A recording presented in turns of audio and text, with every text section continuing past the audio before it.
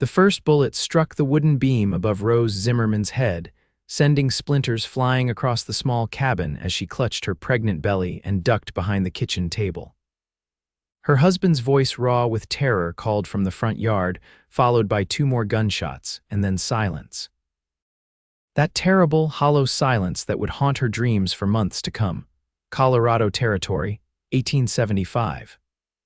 Rose had come west with dreams as vast as the endless prairie skies, but within a year, those dreams had shattered like the window pane now exploding inward from another bullet.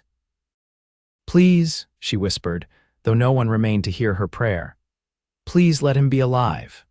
6 months later, Rose stood beside the empty crib, her fingers tracing the intricate carvings her husband had lovingly crafted during those hopeful days before the attack. The baby, her beautiful daughter, had lived only 3 days after being born too early. Too small. Too broken by the trauma of that terrible afternoon when outlaws had murdered Edward and left Rose for dead. The doctors said the bullet that grazed her side hadn't killed her child directly, but the shock and blood loss had been too much. Her body had tried to protect her baby by delivering her early, but in the end, neither medicine nor a mother's love had been enough to save little Emma. Now all that remained was this empty cabin with its empty crib in this empty corner of the world. Rose wiped her tears with the edge of her apron and steeled herself.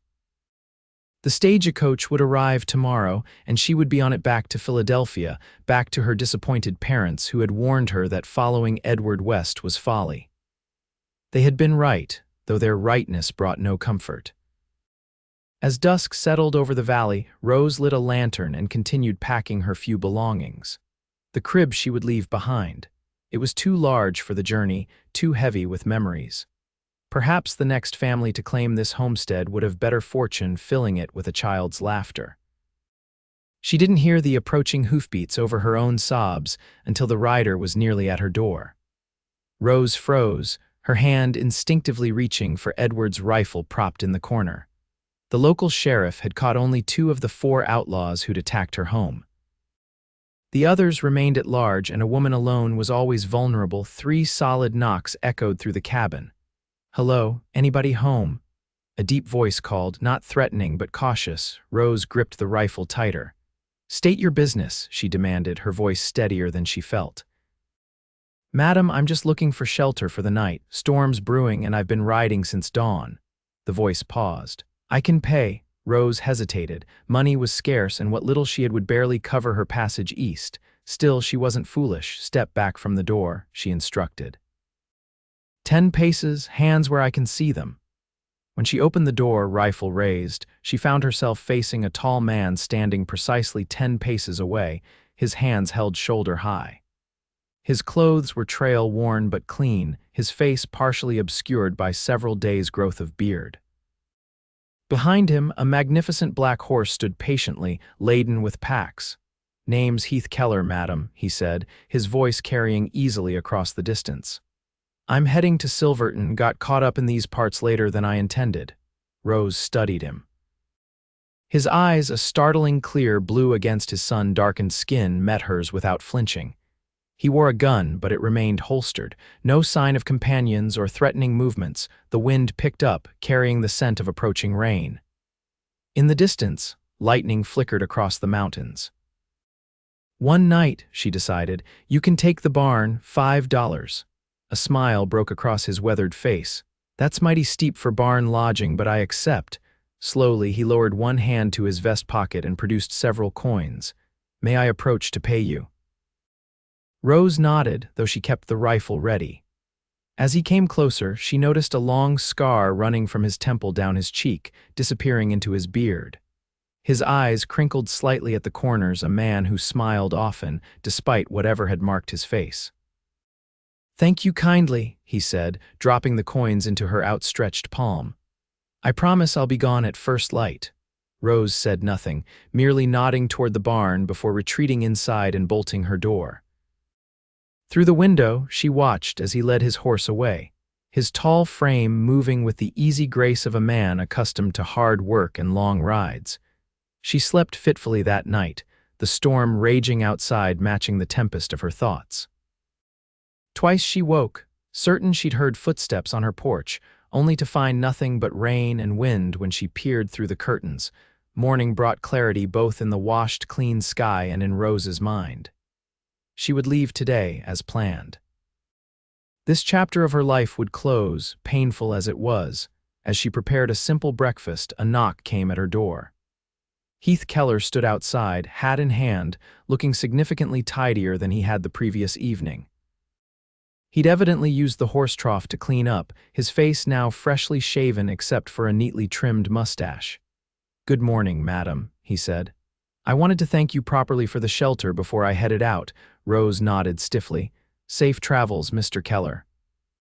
He hesitated, then gestured toward her yard. "I noticed your chopping block's empty. Thought I might split some wood for you before I go. Small thanks for keeping me dry last night." Before Rose could refuse, he continued, "Storm like that, stage likely won't run today. Creek'll be too high at the crossing." She felt the blood drain from her face. "What do you mean, Coyote Creek? It floods every big rain. Stage can't cross until it recedes." He studied her expression and added gently, "Were you planning to travel today?" Rose turned away, unwilling to let this stranger see her disappointment. "That's not your concern."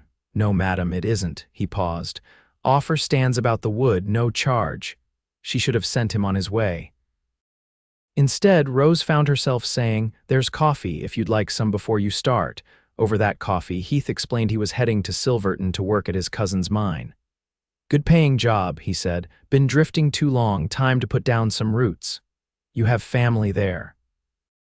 Rose asked, surprising herself with the question. "Just my cousin James. My parents passed years ago and my brother." He trailed off, his fingers unconsciously touching the scar on his face. "Well, we lost touch after the war." Rose nodded, understanding loss all too well. "The axe is beside the barn," she said. "I need to finish packing." For the next hour, the steady rhythm of Heath splitting logs provided an oddly comforting background to Rose's tasks. She found herself pausing occasionally to watch through the window as he worked, his movements efficient and strong. When the stagecoach driver confirmed what Heath had predicted, no passage for at least 2 days until the creek subsided, Rose felt a strange mix of frustration and relief. 2 more days in this place of heartbreak, 2 more days before facing her parents' pitying looks and whispered, "We told you so's." "I could use a meal and a place to sleep another night," Heath offered when he saw her return from the stage office. "And there's plenty more work I could do around here." Rose hesitated. "Why would you stay? Silverton's waiting." Heath looked around at the homestead, the sagging fence, the garden overtaken by weeds, the loose shutter banging in the breeze. "Seems to me you're leaving in a hurry." Might get a better price for this place if it didn't look half abandoned. The practicality of his observations struck home. Edward had invested everything in this land. If she could sell it for a decent price rather than abandoning it, perhaps she wouldn't return east a complete failure. "I can pay you fair wages," she said cautiously. Heath's smile was warm. "Or you could just feed me and let me sleep in that barn again. I've had worse arrangements." By evening, Heath had repaired the fence, fixed the loose shutter, and cleared the worst of the weeds from the garden. Rose found herself watching him from the porch as the sun set. A strange feeling stirring in her chest, not happiness, exactly, but perhaps the faintest echo of what contentment had once felt like. Over supper, a stew she'd prepared with more care than she'd taken with any meal since Edward's death. Heath told stories of his travels. He'd been a cowhand in Texas, a freight hauler in Kansas, even spent a season working on riverboats along the Mississippi. "You've never settled anywhere?" Rose asked. Heath's expression grew distant. "Came close once, had land staked out near Abilene, even had a woman who might have said yes if I'd asked properly." He shrugged. "War changes a man. Took me a long time to figure out who I was after. And now you know who you are now." His blue eyes met hers across the table, getting closer every day. That night, alone in her bed, Rose found herself thinking not of Edward or the baby for the first time in months, but of the stranger in her barn with his kind eyes and scarred face. The next morning, she was awakened by the sound of hammering. When she stepped onto her porch, coffee cup in hand, she found Heath on the roof, replacing missing shingles. "You don't need to do all this," she called up to him. He grinned down at her. "Didn't have anything better planned for today. Besides, looks like rain again." By midday, dark clouds were indeed gathering. Rose busied herself inside, sorting through Edward's clothes to pack away. When she came to his favorite shirt, she found herself pressing it to her face, searching for any lingering scent of him. There was nothing but the faint smell of cedar from the trunk where it had been stored. A soft knock at the open door startled her. Heath stood there, his expression concerned. "Sorry to intrude," he said quietly. "Just wanted to let you know I've secured the livestock. Storm's coming in fast." Rose nodded, hastily folding the shirt. "Thank you."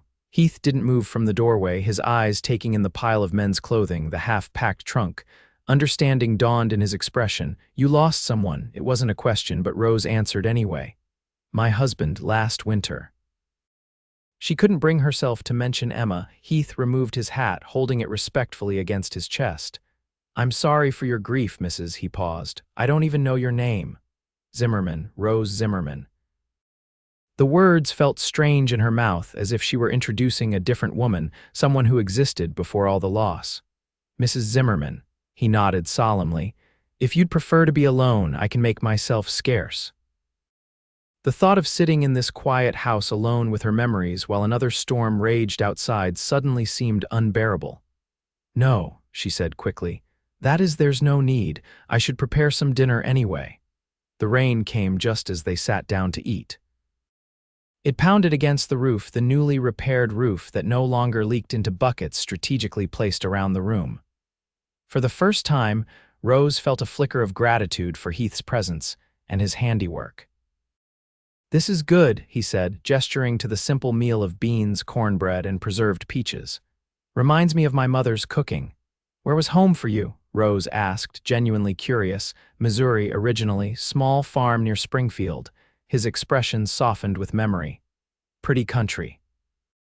"Not as grand as these mountains, but gentle, forgiving." "Unlike Colorado," Rose murmured. Heath studied her face. "This land can be harsh, that's true, but there's beauty in its honesty. It doesn't pretend to be easy." The rain intensified, drumming against the windows. Rose felt a shiver run down her spine that had nothing to do with cold. "You shouldn't have to sleep in the barn tonight," she said abruptly. "The sofa here will be drier." Heath looked surprised, then grateful. "That's kind of you, I accept." They sat in companionable silence as the storm howled outside. Rose found herself stealing glances at Heath as he whittled a small piece of wood by the fire. His hands were strong, but moved with surprising delicacy over the emerging shape, what appeared to be a tiny horse. "You sell those?" she asked. Heath looked up, almost embarrassed. "No, madam, just a habit to keep my hands busy. My father taught me." He examined the small figure critically. "Not nearly as good as his work." "It's lovely," Rose said honestly. Heath smiled, the firelight catching the angles of his face. "Thank you." He hesitated, then extended the small wooden horse toward her. "Would you like it? Small token of my appreciation for your hospitality." Rose accepted the carving, her fingers brushing against his in the exchange. "Thank you," she whispered, suddenly aware of how long it had been since she'd touched another person. The moment stretched between them, fragile and unexpected. Then a particularly loud crack of thunder broke the spell, and Rose stood quickly, nearly knocking over her chair.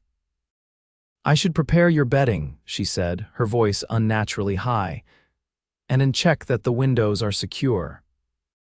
Later, lying in her bed listening to the storm and the occasional creak of the sofa as Heath shifted in his sleep, Rose clutched the small wooden horse and allowed herself to acknowledge a terrible truth. She was afraid to leave this place, not because of the memories it held, but because leaving meant facing a future she couldn't imagine. Morning broke clear and bright. Rose awoke to the smell of coffee and the sound of quiet movement in her kitchen. For a disorienting moment, she thought Edward had returned, that the past months had been nothing but a nightmare. Reality reasserted itself when she entered the kitchen to find Heath at her stove, frying bacon in her cast iron pan. He looked up with a smile that creased the corners of his eyes. "Hope you don't mind," he said. Thought I'd make myself useful."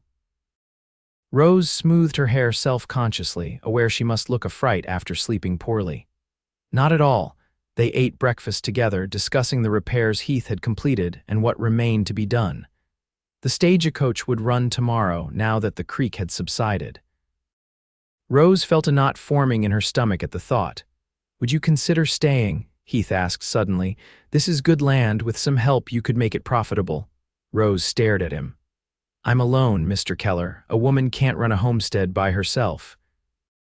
"You wouldn't have to be alone," he said quietly.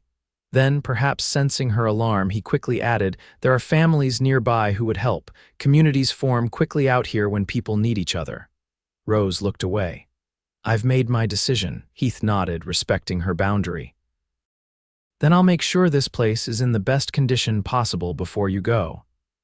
They worked side by side that day, Heath repairing the chicken coop while Rose cleaned the cabin thoroughly. By late afternoon, the homestead looked better than it had in months, almost as if it were welcoming a new family rather than saying goodbye to one.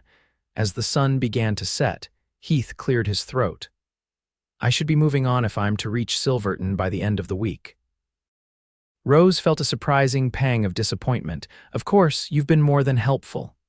"It was my pleasure, Mrs. Zimmerman." He hesitated, then reached into his pocket.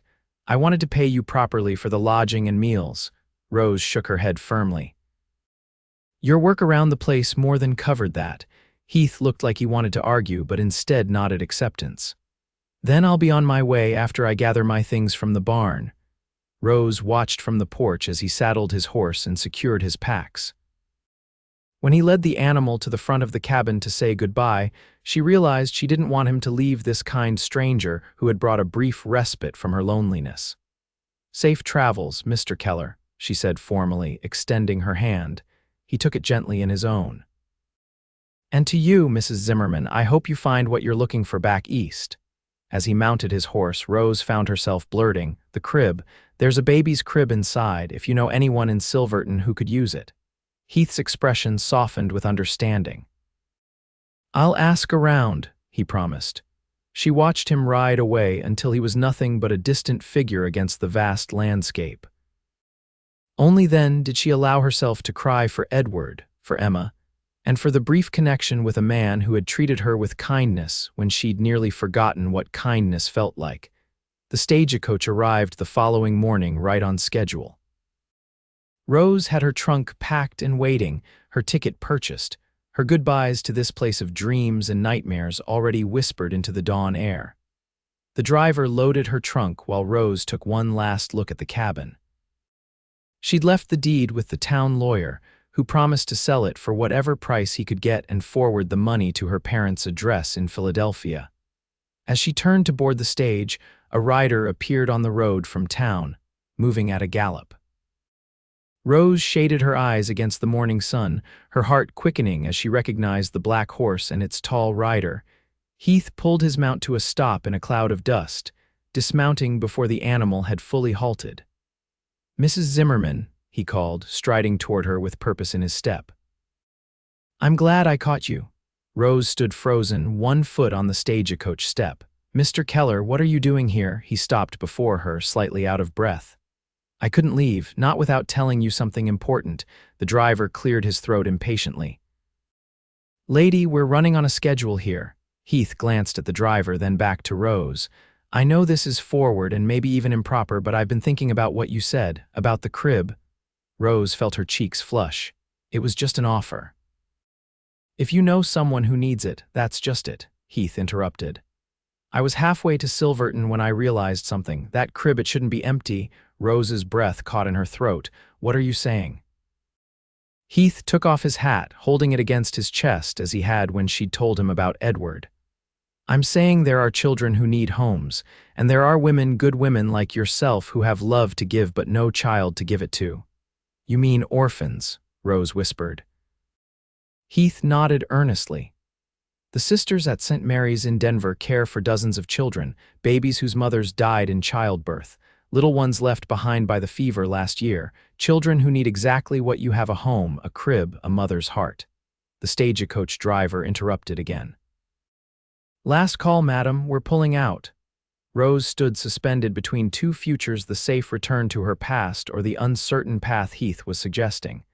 "I can't do it alone," she said, voicing her deepest fear. Heath's blue eyes held her steadily. "You wouldn't have to." The implications of his words hung in the air between them.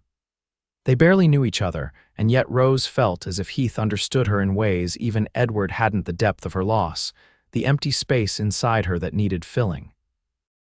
"I'm not proposing marriage," Heath clarified quickly, perhaps reading the alarm in her expression.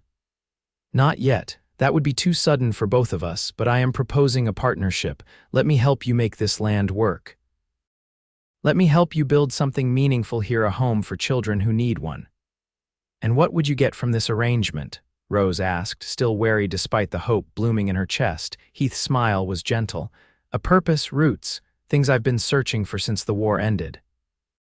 He gestured to the homestead behind them. "Maybe in time something more between us, but only if that's what we both want." The driver cracked his whip above the horses. "Now or never, lady." Rose looked from Heath to the stagecoach and back again. She thought of Philadelphia, of her parents' comfortable home where she would be safe, but forever marked as the foolish daughter whose Western adventure had ended in tragedy. Then she looked at Heath, his honest face, his outstretched hand offering not romance but partnership, purpose, the chance to fill that empty crib. "Wait," she called to the driver, stepping back from the stagecoach. "I'm not going." The relief on Heath's face was immediate and genuine. "You won't regret this," he promised as the stagecoach pulled away without her. "Don't make promises you can't keep, Mr. Keller," Rose warned, though she couldn't help returning his smile. "We hardly know each other." "Then let's remedy that," he suggested, retrieving her trunk from where the driver had unceremoniously dumped it in the dirt. "Starting with you calling me Heath instead of Mr. Keller." Over the next 2 weeks, they established a rhythm of work and conversation. Heath slept in the barn despite Rose's insistence that he could use the small room off the kitchen that Edward had once used as an office.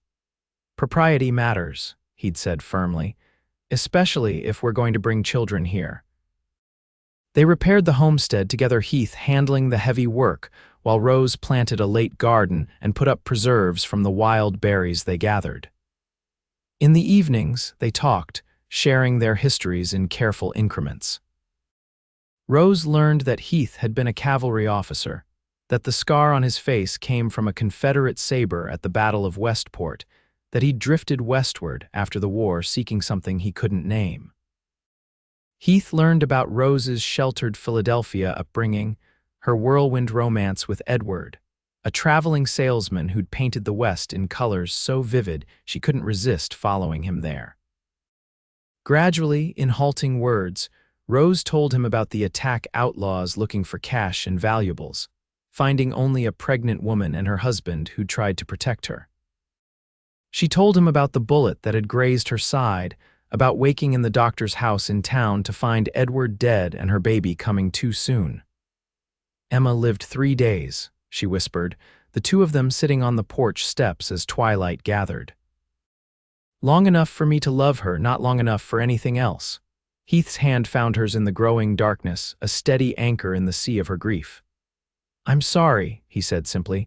No platitudes, no assurances that time would heal all wounds. Just acknowledgement of her pain and silent companionship through it. That night, Rose took the small wooden horse Heath had carved and placed it in the empty crib. A beginning. The next day, Heath rode into town to send telegrams to the orphanage in Denver and to his cousin in Silverton, explaining his change of plans. He returned with supplies and news. The sisters had responded immediately. They had several children in need of homes, including a 6-month-old baby girl whose mother had died of tuberculosis. "They want to know if we're married," Heath said carefully, showing Rose the telegram. "It's their policy to place children only with proper families." Rose stared at the paper, her heart racing. "What did you tell them?" "Nothing yet. That's for us to decide together." Rose walked to the window, looking out at the land that had begun to feel like home again. "It would be a marriage of convenience," she said slowly. "An arrangement for the child's sake." Heath came to stand beside her, not touching her but close enough that she could feel the warmth of him. It could start that way, he agreed, but Rose, he waited until she turned to face him. I already care for you more than I expected to. I believe we could build something real together given time. The honesty in his eyes undid her. I'm still grieving, she warned. I know, he nodded. And I would never try to replace what you lost, but perhaps we could create something new, something different but equally meaningful. Rose thought about it through the night, weighing the practical benefits against the emotional uncertainty. By morning, she had her answer. Yes, she told Heath over breakfast. Send word to the sisters that we'll marry before bringing the child home. The relief and happiness in his expression told her she'd made the right choice. I'll ride into town today to arrange everything, he promised. They were married 3 days later in the small church in town, a simple ceremony with only the preacher and his wife as witnesses. Rose wore her best dress, a blue calico that brought out the color in her eyes.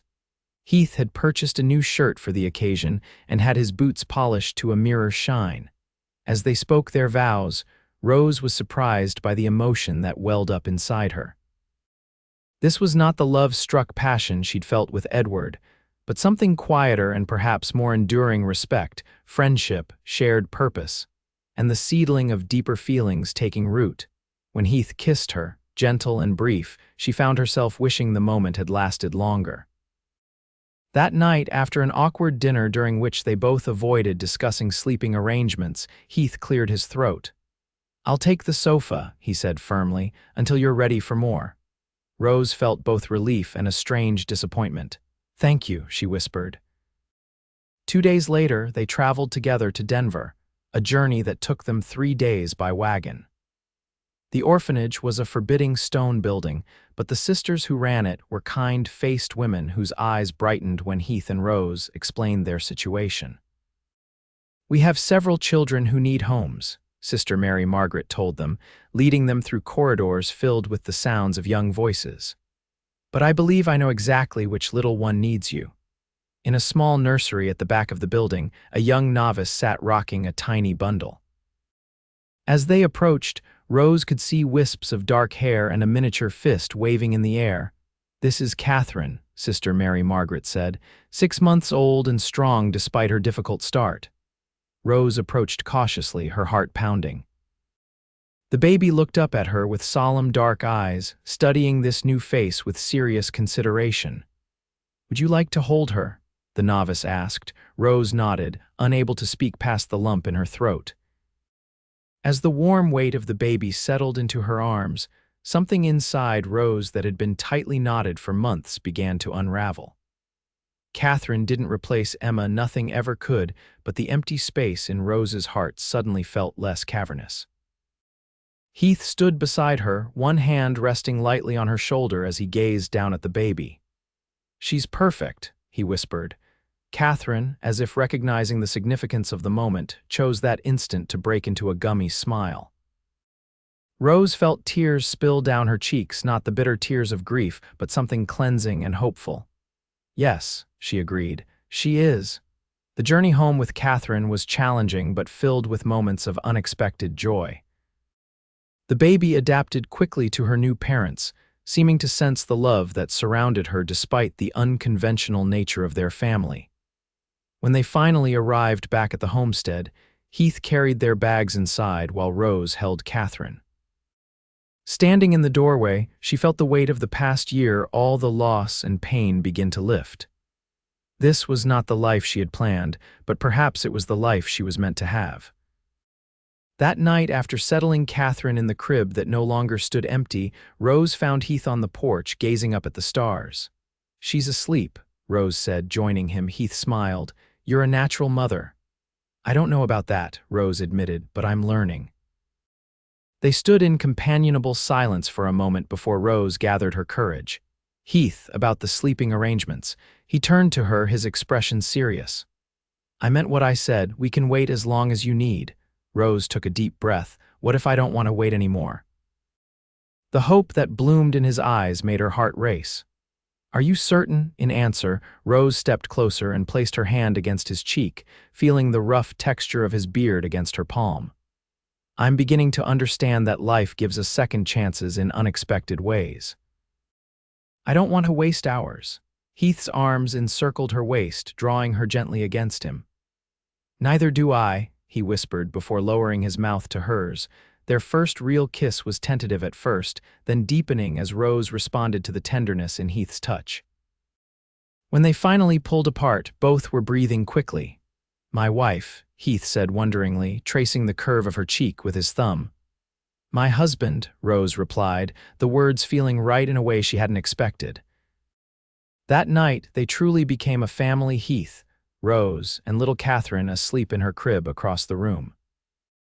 Their beginning was unconventional, born of loss and chance encounters. But as Heath held Rose in the darkness, whispering promises against her hair, she knew they were building something lasting and true. Winter came early that year, blanketing the homestead in snow by late October. Inside the cabin, now properly insulated thanks to Heath's skilled hands, the little family established traditions and routines. Catherine grew stronger each day, her dark eyes tracking her parents' movements, her smiles coming more readily. Heath proved to be a devoted father, fashioning tiny wooden toys for Catherine and spending hours simply talking to her as if she understood every word.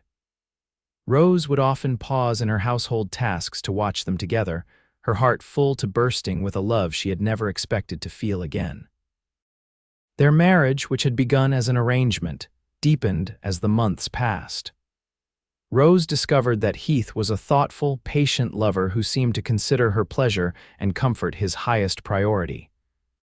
In his arms, she found not just physical satisfaction but emotional healing, a restoration of her belief that life could still hold sweetness and joy. By Catherine's first birthday in spring, the homestead had transformed. Heath had added 2 rooms to the cabin, expanded the barn, and increased their livestock. Rose's garden flourished, providing not just for their family but enough excess to sell in town. They were not wealthy, but they were comfortable and, more importantly, happy. It was around this time that Heath received a letter from Sister Mary Margaret. A boy of 4 had come to the orphanage, a serious child named James whose parents had died of influenza. Unlike many of the children, James wasn't being adopted quickly. He was too old, too quiet, too damaged by his losses. They've asked if we would consider taking him, Heath told Rose, showing her the letter. They remember how good we are with Catherine. Rose looked at their daughter, now toddling around the cabin with determined steps. Another child, she said thoughtfully. Can we manage it? Heath's expression was earnest. I believe we can. More than that, I believe we should. That boy needs exactly what we can give him: understanding of loss and how to live beyond it. 2 weeks later, they again made the journey to Denver, this time with Catherine in tow. James was waiting for them in Sister Mary Margaret's office, a small figure with solemn eyes and a shock of sandy hair. He clutched a worn book to his chest like armor. James, Sister Mary Margaret said gently, these are the Kellers. They've come a long way to meet you. The boy regarded them warily, his gaze lingering on Catherine, who stared back with equal curiosity from Rose's arms. Heath knelt to be at eye level with the child. Hello, James. I'm Heath, and this is my wife Rose and our daughter Catherine. James said nothing, but his grip on the book loosened slightly. Sister Mary Margaret tells me you like stories, Heath continued, nodding toward the book. So do I. Would you like to hear one? A tiny nod was the only response. For the next hour, Heath sat with James, telling him stories of the mountains and prairies, of horses and eagles, of stars that guided lost travelers home. Gradually, the boy's rigid posture relaxed. When Heath asked if he might like to come live with them and see these wonders for himself, James looked to Rose. Would I have my own bed? He asked, his voice small but clear. Rose's heart melted at this simple request. Yes, she promised, your very own bed in your very own room. And books. Heath chuckled. As many as we can find. James considered this seriously before nodding. I'll come. Integrating James into their family took time and patience. He was withdrawn at first, speaking little and watching everything with those observant eyes that seemed too old for his young face. He approached Catherine cautiously, as if expecting the toddler to reject him, but she immediately adopted him as her favorite person, following him everywhere and offering him toys with imperial generosity. Slowly, James began to trust them. The first time he laughed at Heath's exaggerated reaction to stepping in a puddle, Rose had to turn away to hide her tears of joy. The first time he called her Mama Rose, a compromise he had devised himself, she had swept him into a hug that he had, miraculously, returned. By Christmas, James was truly part of their family. He helped Heath with chores, listened wide-eyed to bedtime stories, and had developed a protective streak toward Catherine that touched both parents deeply.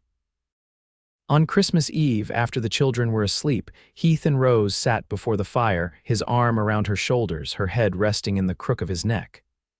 "I never imagined this," Rose confessed. "When you found me, I was ready to leave everything behind, to give up." Heath pressed a kiss to her temple. "And I never imagined finding someone who would make me want to stop wandering." Rose turned in his arms to face him. "Do you ever regret it, staying with me instead of going to Silverton?" "Never," Heath said firmly. "Not for a single moment." His hand drifted to rest on her stomach, where the newest member of their family was just beginning to make its presence known. "Everything I ever wanted I found right here." Rose covered his hand with her own. This baby, conceived in love rather than obligation, would be born into a family already rich with affection and purpose. The thought filled her with a contentment so profound it brought tears to her eyes. "What is it?" Heath asked, concerned. "Are you feeling ill?" Rose shook her head, smiling through her tears. "I'm just happy, truly happy." Heath gathered her closer, his strong arms a shelter she had never expected to find again. "As am I, my love. As am I." Outside, snow fell gently on the homestead, covering the land in a blanket of pristine white. Inside, the fire crackled, casting golden light over the small family ornaments on the tree. The stockings hung with care, the two sleeping children, and the couple holding each other before the hearth. The crib that had once stood empty now served as a reminder not of what Rose had lost, but of how loss could open the door to unexpected blessings. In time, it would cradle their new baby, continuing the circle of love and hope that had begun the day a travel-worn cowboy had knocked on her door seeking shelter from a storm. Rose had once believed her heart could never heal from the wounds it had suffered. Now she understood that healing didn't mean forgetting or replacing what was lost. It meant making room for new love alongside the memories, allowing joy to coexist with sorrow, finding strength in vulnerability, and building a future even when the past seemed too heavy to bear. As Heath's lips found hers in a kiss that still sent warmth coursing through her body, Rose silently thanked whatever twist of fate had brought this man to her door that stormy night. The crib that had once symbolized her deepest grief now represented her greatest joy, the family she and Heath had created together, filling their home and their hearts with love that grew stronger with each passing day. Summer arrived the same year their son was born, a robust baby with his father's blue eyes and his mother's determination. They named him Edward Heath Keller, honoring the past while embracing the future. Little Eddie, as they called him, completed their family in ways they hadn't known were missing. James, now 6 and attending the local school, took his role as big brother seriously. He read stories to Catherine and carefully held Eddie under Rose's watchful eye. The quiet, wary boy they had brought home from the orphanage had blossomed into a thoughtful child with a quick mind and gentle heart. Catherine, at 3, was a whirlwind of energy and curiosity. She followed Heath everywhere, helping with chores and asking endless questions that he answered with infinite patience. Her dark curls and bright smile charmed everyone she met, and Rose sometimes caught herself watching her daughter with a sense of wonder that this joyful child was truly theirs. The homestead prospered under their care. Heath's skills and Rose's management had transformed it into one of the most productive properties in the area. They had added cattle to their holdings, planted an orchard that was beginning to bear fruit, and built relationships with neighbors that formed a supportive community around them. On the 5th anniversary of the day Heath had first arrived at her door, Rose prepared a special dinner to celebrate. The children were unusually well behaved, sensing the importance of the occasion.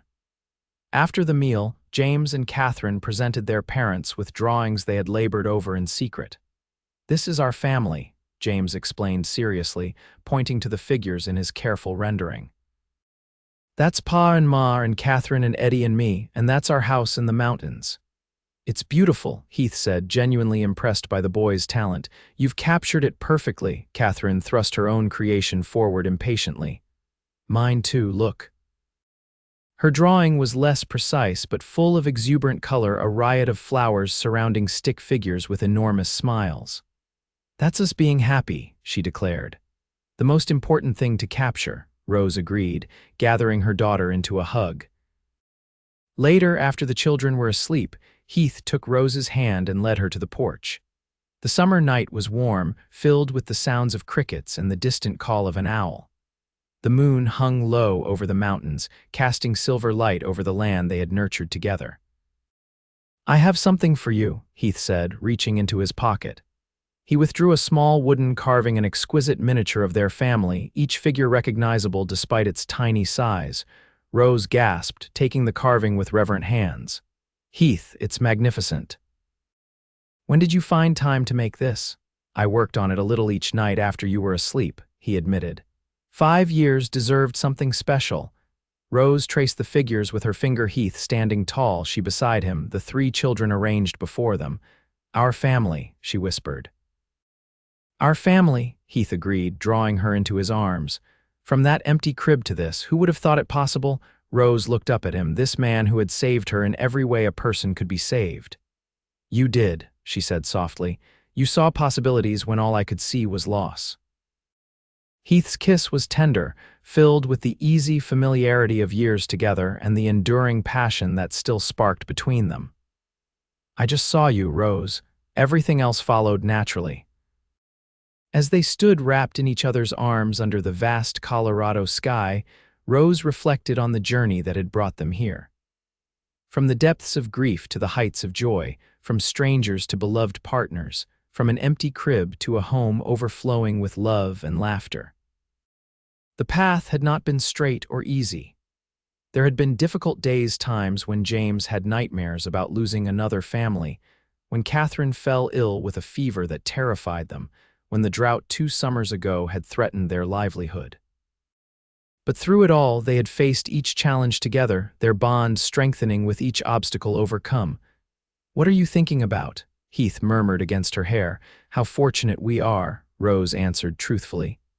"And how grateful I am that you knocked on my door that stormy night."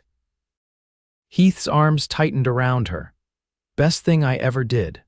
The next morning, as sunshine streamed through the windows of the home they had built together, Rose watched her family gathered around the breakfast table.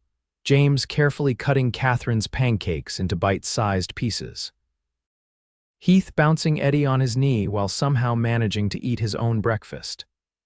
The easy chatter, the occasional burst of laughter, the plans for the day ahead, this was what healing looked like, Rose realized. Not the absence of scars, but the presence of joy despite them. Not forgetting what was lost, but finding the courage to love again anyway. The empty crib that had once symbolized her deepest grief now served a new purpose, holding blankets for the next generation, ready to be passed down when their children grew up and started families of their own. From emptiness to fullness, from despair to hope, from isolation to connection. As Heath caught her eye across the table and smiled that special smile he reserved just for her, Rose felt a happiness so profound it almost hurt. This was not the life she had planned, but it was infinitely better than anything she could have imagined for herself. A cowboy had filled her empty crib with hope and family, but together they had built something even more precious, a love that would endure through whatever joys and sorrows the future might hold, as vast and enduring as the western sky above their home.